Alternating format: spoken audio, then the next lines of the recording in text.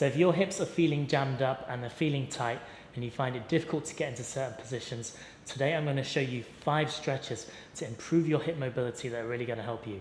Let's get into it. So our strategy with improving hip mobility is going to be to stretch our hips in all 3 planes of motion. So forwards and back, sagittal plane, side to side, frontal plane, rotation, transverse plane. The first move that we're going to do is going to be focused on the sagittal plane, and we're going to be stretching a muscle called rectus femoris, which originates from the hip and inserts into the patella tendon.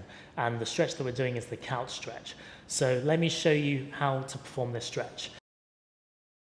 So find yourself a bench at around about knee height, and what you're going to do is just place your foot into the bench, get yourself into a position whereby you can just drop the knee down. Now, when you're here, the knee wants to be directly under the pelvis. So make sure that that is happening. You might need to use a mirror as a cue. Now, once we've done this, what I want you to focus on is pushing the foot hard into the bench. Okay, that's going to create a nice counter force. And as you do that, you're going to start to feel a bit of a stretch already. Pelvis, you want to tuck the tailbone down so that the pelvis comes into a nice neutral position. Rib cage, you want to stack the rib cage, and immediately you're going to start to feel the stretch. As soon as I stacked the rib cage, that kind of was the magic button to just really feel that stretch. Then finally, knee, screw the knee into the floor, and you're going to feel the glutes tighten even more when you do that as well, which is perfect because that's the counter muscle to, this is obviously the extender, this is the flexor. So we're going to get a nice big stretch on that rec fem as soon as we do that. Now, once you've got those positions, so foot, knee, pelvis, rib cage, take a nice deep breath into the stomach. Once you're fully expanded, breathe all the way out. And then go again. And you'll find that with each breath, you're going to be able to just explore a tiny bit more range, which is perfect because that's how we're going to be improving our flexibility.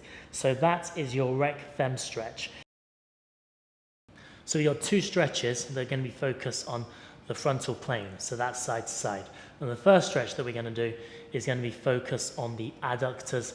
These are the muscles that are responsible for opening up the hip and bringing the femur away from the pelvis. So this stretch may leave you feeling slightly exposed. So if you feel like you need to do this with your back to a wall, by all means do. I'm just going to do this here in the middle of the room. I feel safe, so let's get into it. So start in a kneeling position first, hands on the floor. Then what you want to do is just open up your hips as much as you can. And you don't want to feel too much of a stretch at this point because you will start to feel a stretch as we explore this position a little bit more. So from here, it's useful to just get your insides of your feet turned out like so, and that's going to help just bring your hips into some more external rotation, which is usually something that's coupled with adduction. And then you want to sit your hips back whilst keeping your chest up like so, and I'm already feeling a nice stretch in my adductors. My adductors are super tight. Now what you can do is kind of rest on the elbows like so for a bit of support, or hands out like so. I'd recommend elbows just so you've got some support and you can really push the hips down. Now once we're here, I'm focusing on, kind of like in the couch stretch, just leveraging the floor as much as possible. So pushing my feet right down, pushing the knees in like so, and then I'm just going to keep my hips where they are, maybe sit them back a little bit. Now, pelvis is going to be in the position that it is, so we don't need to focus on it, like moving the pelvis so much. But rib cage, good idea to stack it as always. And then once you've stacked your rib cage, take a nice deep breath in and out. So that's 1 breath cycle. And so I recommend that you do this for the usual 4 breath cycles before we go into our next stretch. So our next stretch, this is my favorite stretch because it stretches a muscle that's super tight for me, the quadratus lumborum, and that's a muscle that is deep in the hip, originates from the iliac crest and inserts into the bottom of the 12th rib and the lumbar vertebrae. So in order to stretch this, we're going to get into this kneeling position here. Now because we're in this position, we're also going to be stretching the rec fem, and then what we want to do is knee directly under the pelvis, tuck the pelvis down, stack the rib cage, hands reach over, and that's why you need to be by a squat rack for this, or something vertical, some kind of pole that you can pull hard on and push the bottom hand on, like so. So I'm in this position, I'm pushing hard, I'm pulling, and then once we've assumed this position, we want to take a nice deep breath in, expand as much as possible, so that's what's going to really lengthen the QL, and then breathe out hard. And then we're going to go again through our usual breath cycles. We're going to do 4 of them, and you'll notice that as you go through that, you're really going to start to feel some relief in your QL, especially when you stand up out of it.